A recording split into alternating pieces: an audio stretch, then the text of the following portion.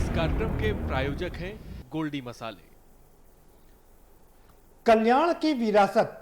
जी हाँ, मैं प्रदीप विश्वकर्मा आपके सामने हाजिर हूँ। आपका अपना कार्यक्रम एक आज मुद्दा लेकर के, और आज के मुद्दे में हम बात करेंगे कल्याण सिंह की विरासत को लेकर के। दरअसल राजनीति जो न कराए वो कम है, हम इसी पर चर्चा करेंगे। लेकिन उससे पहले आपको एक रिपोर्ट दिखा देते हैं। जरा एक रिपोर्ट देखिए, फिर इस पर चर्चा करेंगे।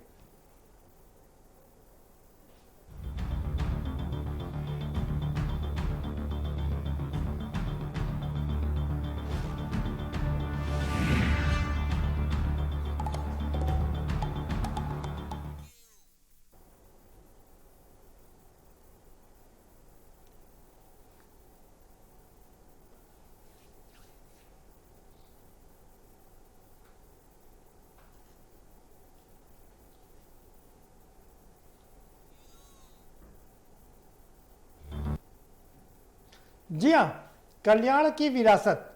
राजनीति जो न कराए सो थोड़ा है। अब कभी कब कौन किसका पिता बन जाए, कौन कब किसका बेटा बन जाए, कौन किसका कब रिश्तेदार बन जाए, कुछ कहा नहीं जा सकता। यूं तो पूर्व मुख्यमंत्री और पूर्व राज्यपाल कल्याण सिंह के दो बेटे हैं। राजवीर सिंह सांसद हैं और दूसरा संदीप सिंह भी प्रदेश सरकार में राज्य मंत्री हैं, शिक्षा राज्य मंत्री हैं। लेकिन उनकी मृत्यु उपरांत जिस तरीके से जो कार्य किए जाते हैं वो सारे कार्य संभाले सूबे के मुख्यमंत्री योगी आदित्यनाथ जी ने। योगी आदित्यनाथ जी पल पल लगातार कल्याण सिंह जी के साथ में बने रहे, चाहे वो पीजीआई में हो या पीजीआई से उनका पार्थिव शरीर उनके घर तक लाने की बात हो, घर में दर्शन करने की बात हो, या भारतीय जनता पार्टी के कार्यालय की बात हो, या जहां भी उनका पार्थिव शरीर रहा, या अंत में अतरौली में जहां उनको अंतिम दर्शन करने की बात हो, या अंतिम उनका संस्कार किया गया हो, मुख्यमंत्री पल पल पर उनके साथ में रहे, कल्याण सिंह के साथ में रहे। यहाँ तक कि जो घी डालने का काम करना था वो भी मुख्यमंत्री जी ने आगे बढ़ चढ़ करके किया लगातार। और उनकी इसी सहृदयता को देख करके कल्याण सिंह के बेटे राजवीर सिंह ने उनको सबसे बड़ा बेटे की संज्ञा दी है। कहा कि उन्होंने पूरी विरासत को संभाला है और वही अब बड़े बेटे के तौर पर उन्होंने काम किया है। अच्छी बात है। लेकिन अब यहीं पर विपक्ष सवाल खड़े कर रहा है। विपक्ष सवाल ये खड़े कर रहा है कि क्या अब भारतीय जनता पार्टी कल्याण सिंह की जो मृत्यु को, यानी कि उनकी मौत को भी राजनीति में कैश कराना चाहती है, कैश कराने की कोशिश कर रही है। समाजवादी पार्टी कह रही है कि इससे काम चलेगा नहीं, क्योंकि कल्याण सिंह जब जब मुसीबत में रहे तो उनका साथ समाजवादी पार्टी ने ही दिया। मुलायम सिंह यादव ने उनको पार्टी ज्वाइन कराया जब भारतीय जनता पार्टी ने उनको निकाल दिया था। तो वहीं कांग्रेस भी कुछ इसी तरीके से कह रही है कि ये चलेगा नहीं, ये राजनीति है, प्योर राजनीति है। लेकिन सवाल यही है कि अगर मुख्यमंत्री, और ये भी राजवीर सिंह ये भी कह रहे हैं कि मुख्यमंत्री अपने पिताजी की मृत्यु पर अपने घर नहीं गए, लेकिन कल्याण सिंह जी की मृत्यु पर 3 दिन तक लगातार उनके साथ में बने रहे। कहा यह गया कि चूंकि नाथ पंथ में अपने परिवार के उसमें नहीं जाया जाता है, किसी भी सुख दुख के कार्यक्रम में नहीं जाया जाता है, लेकिन यहाँ वो 3 दिन तक लगातार बने रहे। तो क्या ये प्योर राजनीति है, या वास्तव में भारतीय जनता पार्टी और मुख्यमंत्री उनको अभूतपूर्व श्रद्धांजलि देना चाह रहे थे? और हम इसी पर चर्चा करेंगे। हमारे साथ में खास मेहमानों का पैनल है, हम उनसे आपका परिचय करा देते हैं। हमारे साथ इस समय 4 खास मेहमान जुड़ चुके हैं। प्रियंक पांडे हमारे साथ जुड़े हुए हैं, भारतीय जनता पार्टी के प्रवक्ता हैं। लेकिन उससे हम अपने जो हमारे खास मेहमान हैं उनसे हम आपको रूबरू करवाएं, उससे पहले एक रिपोर्ट दिखा देते हैं, जो रिपोर्ट आपको समझाएगी और बताएगी कि दरअसल पिछले दिनों क्या हुआ, मुख्यमंत्री जी ने कैसे 3 दिन कल्याण सिंह जी के साथ बिताए और कैसे ये सारे राजनीतिक घटनाक्रम चले। ये रिपोर्ट देख लीजिए।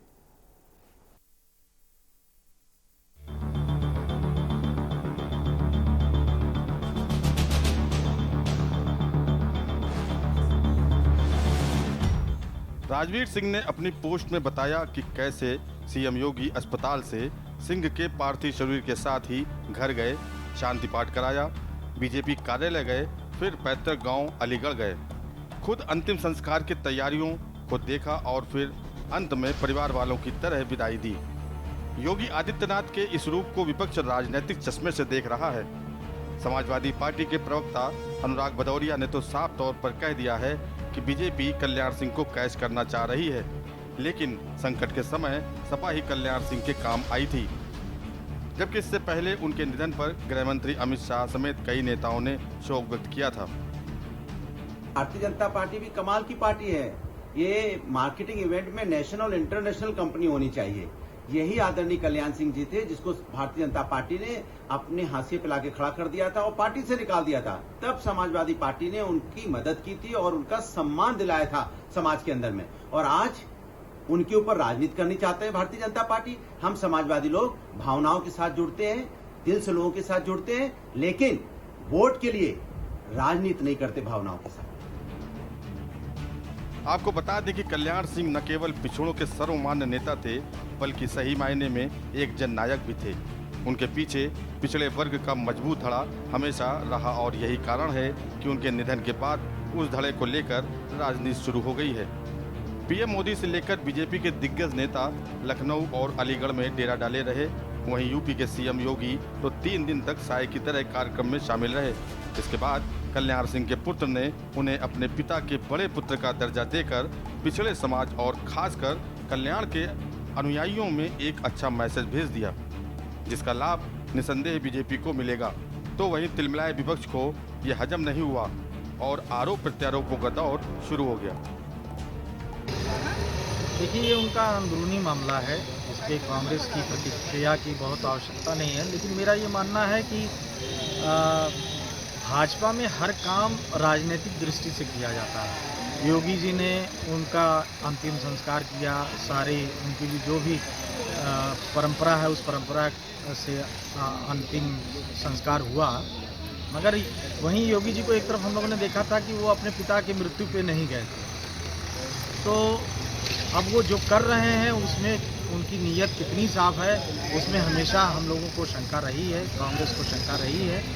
और जो उनके कलश घुमाने की राजनीति जो होने जा रही है, वो लोग उसे दूसरी दृष्टि से देखते हैं। हम लोग उसे राजनीतिक लाभ से किए गए काम के रूप में देखते हैं। देखिए, कल्याण सिंह जी की जो भी विरासत है उसका हकदार भारतीय जनता पार्टी में कोई नहीं है। जिस तरीके से पूरे जीवन में कल्याण सिंह जी ने भारतीय जनता पार्टी में रहते हुए भारतीय जनता पार्टी से ही लड़ने का काम किया, उसको देखते हुए हम ये कह सकते हैं कि कल्याण सिंह जी पिछड़ों के बड़े नेता थे, लेकिन उनका सम्मान कभी भी भारतीय जनता पार्टी में नहीं हुआ। 2 बार भारतीय जनता पार्टी को छोड़ने का काम जो है स्वर्गीय कल्याण सिंह जी ने किया था। कल्याण सिंह जी की विरासत का मालिक कम से कम भारतीय जनता पार्टी में कोई नहीं। कल्याण सिंह के बेटे राजवीर सिंह ने पिता की तरह बीजेपी को चुना और राजनीतिक विरासत को बखूबी आगे बढ़ा रहे हैं। वह उत्तर प्रदेश के एटा से सांसद हैं। कल्याण सिंह के बेटे राजवीर सिंह की 4 संतानों में सबसे बड़े बेटे संदीप सिंह ने भी राजनीति में शानदार एंट्री की। विधानसभा चुनाव जीतने के बाद उत्तर प्रदेश की योगी सरकार में उन्हें शिक्षा विभाग सौंपा गया। वर्तमान में संदीप सिंह उत्तर प्रदेश के शिक्षा राज्य मंत्री हैं। संदीप सिंह के बाद राजवीर सिंह की बेटी पूर्णिमा सिंह, फिर श्वेता सिंह और फिर सबसे छोटे बेटे सौरभ सिंह है। अब देखना यह है कि कल्याण का कुनबा बीजेपी के लिए 2022 में कितना लाभप्रद साबित होगा। स्पेशल डेस्क के न्यूज़ इंडिया।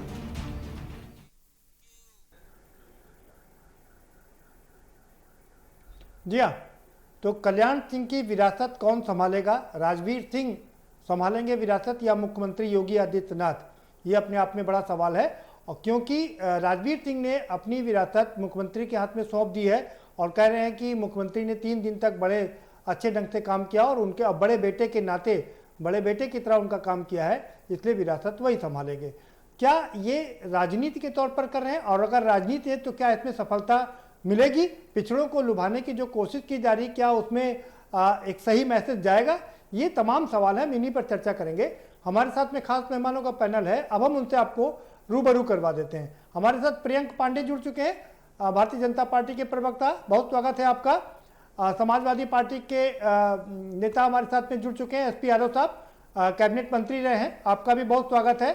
प्रमोद गोस्वामी जी हमारे साथ में जुड़े हुए हैं, वरिष्ठ पत्रकार हैं, गोस्वामी साहब आपका भी स्वागत है। विकास श्रीवास्तव जी हमारे साथ में जुड़े हुए हैं, कांग्रेस के प्रखर प्रवक्ता हैं, आपका स्वागत है विकास जी। और साथ ही साथ में राजनीतिक विश्लेषक के तौर पर हमारे साथ प्रोफेसर D.R. साहू भी जुड़ चुके हैं। D.R. साहू जी, आपका भी बहुत स्वागत है। और सीधा हम रुक करेंगे प्रियंक पांडे जी की तरफ। प्रियंक पांडे जी, सवाल कई खड़े हो रहे हैं। राजवीर ने अपनी विरासत सौंप दी है मुख्यमंत्री जी को, लेकिन विपक्ष सवाल उठा रहा है और लोग भी कह रहे हैं कि ये प्योर राजनीति है, ये पिछड़ों के वोट बैंक को अपनी तरफ आकर्षित करने के लिए ये राजनीति की जा रही है। कहना चाहता हूं कि भारतीय जनता पार्टी की शुरू से यही रीत रही है कि वहां हमारा पूरा न केवल पार्टी बल्कि पूरा प्रदेश, पूरा देश को हम अपना परिवार मानते हैं।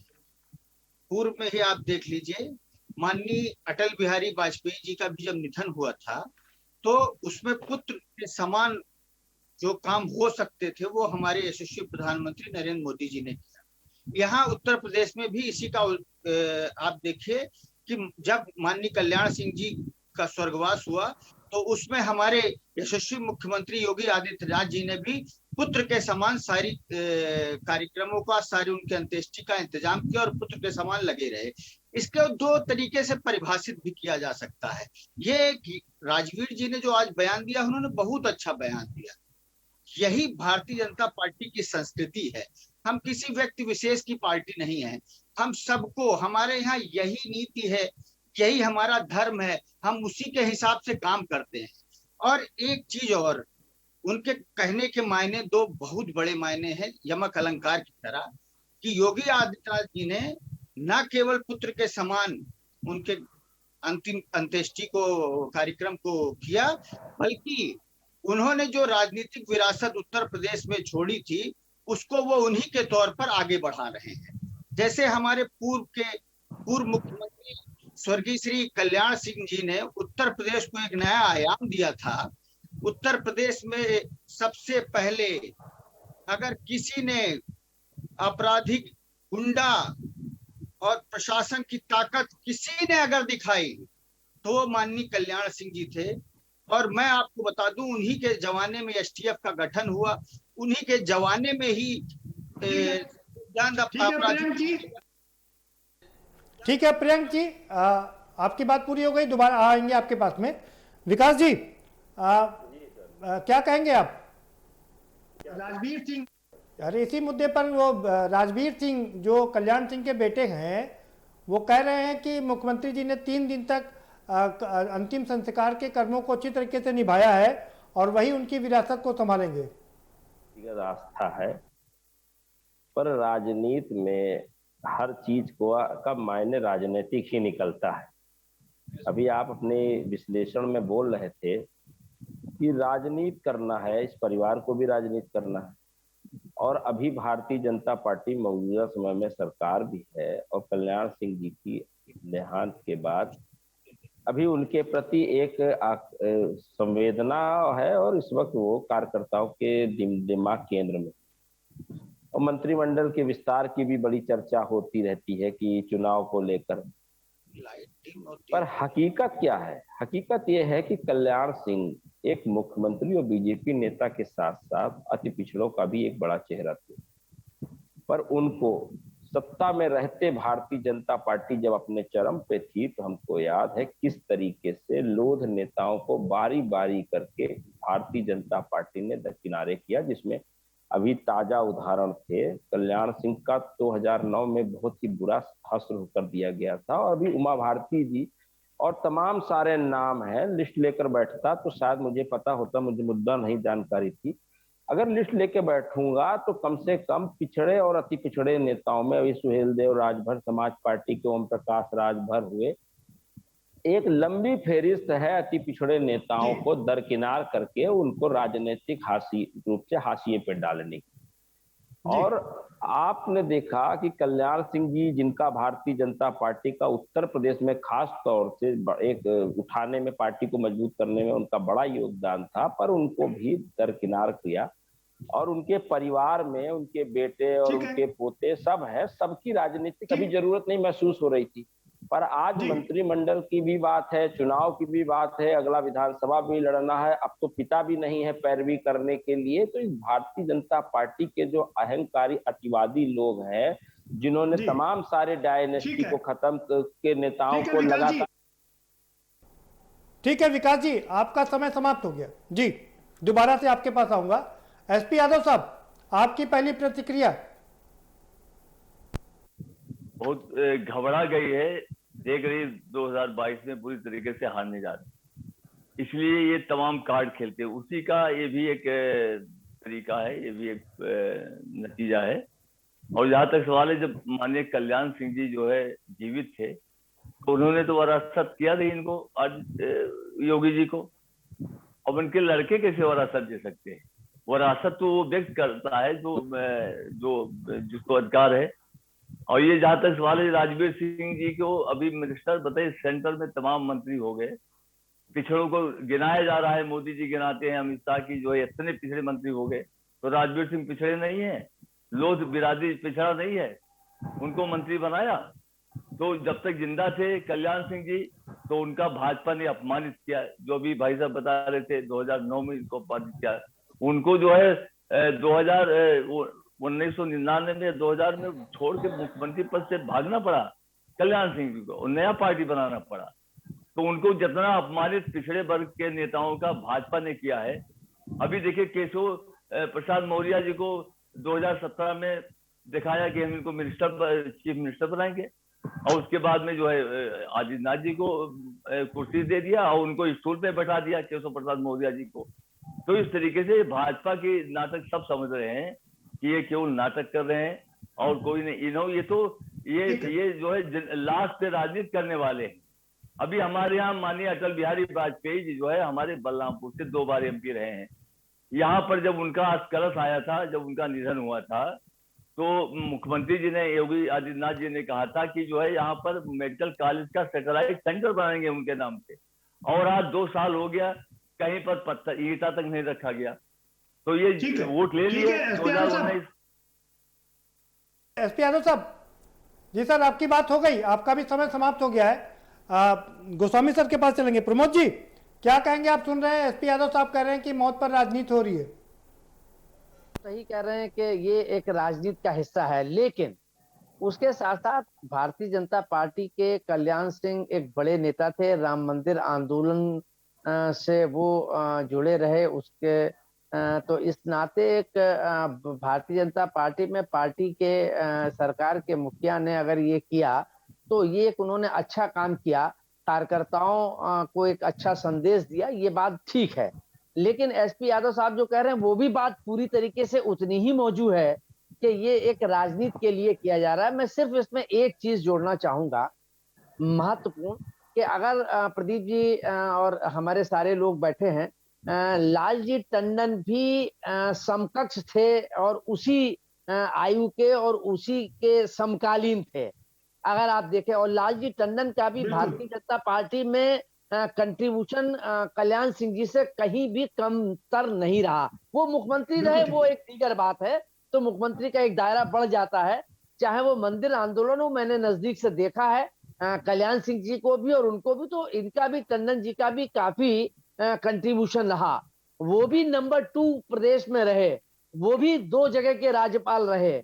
लेकिन उनके निधन पर भारतीय जनता पार्टी की क्या स्थिति थी और इनके निधन पर कितना ग्लैमराइज किया गया, निश्चित रूप से ये बात बिल्कुल अकाट्य सत्य है कि 2022 के चुनाव में ओबीसी वोट बैंकों को लुभाने के लिए, विशेष रूप से लोध वोट बैंकों को लुभाने के लिए भारतीय जनता पार्टी ने ये एक बड़ा कैनवस पर लाके एक उन्होंने ये जताने की कोशिश की है कि भारतीय जनता पार्टी पिछड़े वर्ग के लोगों की कितनी हितैषी है। ठीक है, ठीक है, ठीक है sir. Professor D R Sahu साहब, आपके पास आ रहा हूं। क्या आपको इसमें यमक अलंकार दिखाई दे रहा है, जैसा प्रियंक पांडे जी कह रहे थे? और यमक अलंकार का जो मुझे एक याद आ रहा है, कनक कनक ते 100 गुनी माँ दतिका अधिकाय, या पाए बौराए और या खाए बौराए। यानी कि एक कनक का मतलब सोना है और एक कनक का मतलब धतूरा है। एक को अगर पा जाता है तो बौरा जाता है, खा लेता है तो बौरा जाता है। आपको क्या इसमें ये यमक अलंकार दिखाई दे रहा है? लेकिन ये जो समय के अनुसार जो आज की बात है और उसमें जो स्टेटमेंट है, और साथ ही साथ उत्तर प्रदेश की चुनाव आने वाले हैं और उसका पूरा माहौल बन गया है। और ये टाइम एक इम्पॉर्टेंट फैक्टर है, समय। ये टाइम को ये एक तरह से अप्रोप्रिएट, सही तरीके से अप्रोप्रिएट करने की कोशिश है। और उसमें जैसे कि पूर्व वक्ता हमारे बता रहे थे गोस्वामी साहब की टंडन जी के समय में ये नहीं हुआ, लेकिन देखिए कल्याण सिंह साहब के एक उत्तर प्रदेश में भारतीय जनता पार्टी को खड़ा करने में, एक मजबूती देने में उनका एक बहुत बड़ा योगदान, चाहे वो प्रशासन के संदर्भ में हो, चाहे वो एक अथॉरिटेटिव पर्सनालिटी और एक सुशासन की संदर्भ में भी थोड़ी भारतीय जनता पार्टी की समय में और उत्तर प्रदेश सरकार में भी ये बात की जाती है। और उसके साथ साथ ये है कि वो राम मंदिर के उसमें अपना एक स्टैंड लिया था, चाहे जो भी हो उसकी बात सब जानते हैं। तीसरा है कि वो राज्यपाल भी थे। और चौथा जो है वो भी इम्पोर्टेंट है, वो एक बिरादरी से बिलोंग करते हैं।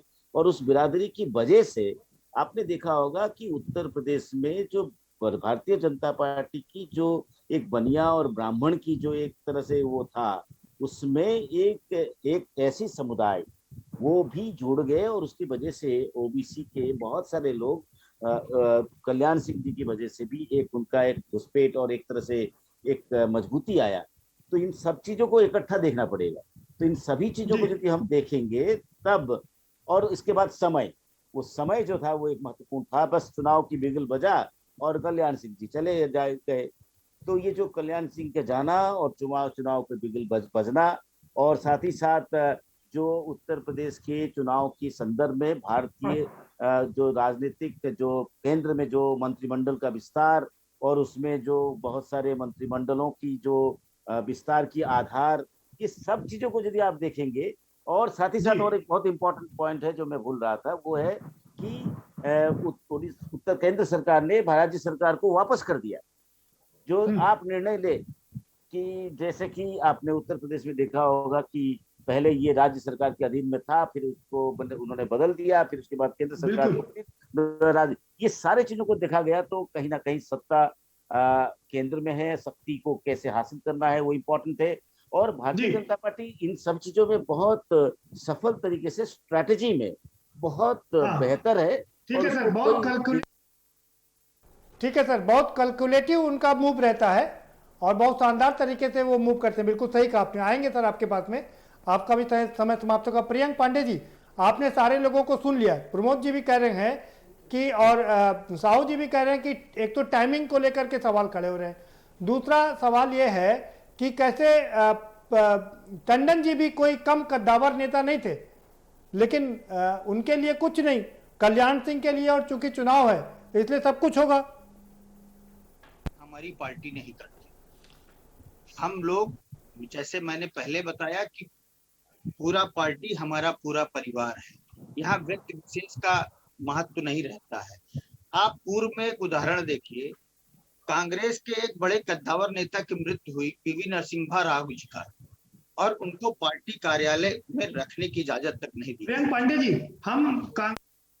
प्रियंक पांडे जी, हम कांग्रेस को कब तक कोसते रहेंगे? हम बात आपकी कर लेते हैं। कल्याण सिंह का जिस तरीके से महिमा मंडन किया गया, वो बड़े नेता थे, कद्दावर नेता थे, इस बात में कोई शक नहीं है। लेकिन लालजी टंडन उनसे कम कदापि नहीं थे, नंबर 2 के थे, लेकिन पार्टी को खड़ा करने में उनका भी अहम योगदान था।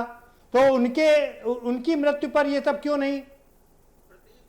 हमारा पूरा परिवार उसमें सम्मिलित था, पूरा भाजपा परिवार सम्मिलित था। और अभी हाल में ही देखिए, उनके हम लोगों ने मूर्ति का अनावरण भी किया है। और हम सबके साथ अपने पूरे परिवार के साथ हमेशा खड़े रहते हैं। ये भारतीय जनता पार्टी की रीति है।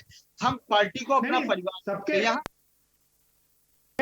सबके भाई, आप सबके साथ खड़े रहते हैं, ये अच्छी बात है। लेकिन सवाल ये है कि जितना महिमा मंडन जितना कल्याण सिंह जी का किया जा रहा है, टंडन जी का उतना महिमा मंडन नहीं हुआ, जबकि वो तो दो प्रदेश के राज्यपाल रहे। माहौल अपने उस पे चरम पे था। और आज जब ये माननीय कल्याण सिंह जी नहीं रहे, इस समय थोड़ा कोरोना का प्रकोप भी कम है। और कोरोना कम है या जातीय राजनीति आपको बाध्य कर रही है? लोग वोट आपको बाध्य कर रहा है ये सब कराने के लिए? का राजनीति करते हैं। हमारे लिए कोई एक जाति महत्वपूर्ण नहीं है, हमारे लिए पूरा प्रदेश पूरा देश प्रियंक जी, ये तो किसी पार्टी के लिए नहीं है। कोई राजनीतिक पार्टी जात पात की राजनीति नहीं करती है, ये मैंने शाश्वत सत्य है, ये मैंने स्वीकार कर लिया है। क्योंकि कोई राजनीतिक पार्टी ये नहीं कहती है कि वो जात पात की राजनीति करती है। आप किसी भी राजनीतिक पार्टी से पूछ लीजिए। आप मुझे ये बताइए कि उत्तर प्रदेश में जातिवाद सबसे चरम पे किस दौर में आया, और आज आप देख लीजिए कि एक ही समाज के लोगों को प्रमोट किया जाता है। ऐसा जी क्यों मोदी जी को यह कहना पड़ा कि अब की बार पिछड़ों की सरकार? आप तो जातिवाद पे विश्वास करते नहीं है।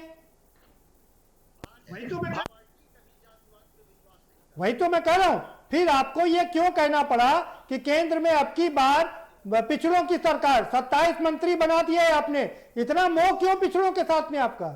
देना है हर वर्ग ने, हमें हर वर्ग ने मुझे नहीं, हम लोग हर वर्ग को प्रतिनिधित्व दीजिए और दे भी रहे हैं, लेकिन सवाल ये उसको और दे भी रहे हैं, लेकिन सवाल ये उसको जताने की और बताने की क्या जरूरत आन पड़ी? आपकी तरफ से कहा गया, अरे आपकी तरफ से कहा गया कि अब की बार पिछड़ों की सरकार। जब सरकार बनी, अभी जब केंद्र में मंत्रिमंडल का विस्तार, अभी जब केंद्र में मंत्रिमंडल का विस्तार हुआ, केंद्र के मंत्रिमंडल के विस्तार में कहा गया कि 27 ओबीसी के मंत्री बनाए गए। अब की बार पिछड़ों की सरकार। मेरी जानकारी के अनुसार, और हमारे यहाँ सबको प्रतिनिधित्व दिया जाता है और सबको प्रमोट किया जाता है। उसी के तहत हम हर समाज के लोगों को प्रमोट करते हैं और हर समाज के को आगे बढ़ाने का कार्य भारतीय जनता पार्टी करती रही है और करती रहेगी। ठीक है, हमारे यहाँ सत्ता के लिए किसी एक व्यक्ति विशेष या एक विशेष परिवार को ही नहीं आगे बढ़ाया जाता, और वो परिवार जो आपसी फूट में ही आपस में ही लड़ते हैं सत्ता के लिए, यह कल्चर हमारे यहाँ नहीं है। अब जल्दी से यह भी बता दीजिए, जब मुख्यमंत्री जी विरासत संभाल ही रहे हैं, तो क्या संदीप सिंह जी कैबिनेट मंत्री बनेंगे इस सफल में उत्तर प्रदेश में? शिक्षा विभाग के राज्य मंत्री लगातार रहे हैं, उनको कैबिनेट बना दीजिए। चाहे वो उच्च शिक्षा हो, चाहे वो माध्यमिक शिक्षा हो, चाहे वो बेसिक शिक्षा हो, उस सबके राज्य मंत्री संदीप सिंह जी हैं और वो बेहतर काम कर रहे हैं। और हमारे यहाँ काम के आधार पे प्रमोशन होता रहता है। बिल्कुल ठीक करें आप, काम क्या? हाँ बिल्कुल ठीक करें, आपके यहाँ काम के आधार पर होता है और बाकी पार्टियों में जाति देख करके होता है। क्यों? अब मैं ये सवाल पूछूंगा, विकास जी से भी पूछूंगा और एसपी यादव से भी पूछूंगा। जी वक्त एक ब्रेक का हो चला सर, मेरे साथ फाउंडेशन है, मुझे एक ब्रेक पर जाना पड़ेगा। एक छोटा सा ब्रेक लेंगे और ब्रेक के बाद आएंगे तो चर्चा के सिलसिले को आगे बढ़ाएंगे। प्रियंक पांडे कह रहे हैं कि हमारे यहाँ काम को देख करके आदमी को आगे बढ़ाया जाता है, जाति को और बाकी चीजों को देख करके आगे नहीं बढ़ाया जाता। तो सवाल यही है, क्या बाकी राजनीतिक पार्टियां, फिर चाहे कांग्रेस हो या सपा हो या बसपा हो, वो उसकी जाति देख करके और धर्म देख करके आगे बढ़ाती है, वो योग्यता देख करके आगे नहीं बढ़ाती है? चर्चा जारी रखेंगे एक छोटे से ब्रेक के बाद।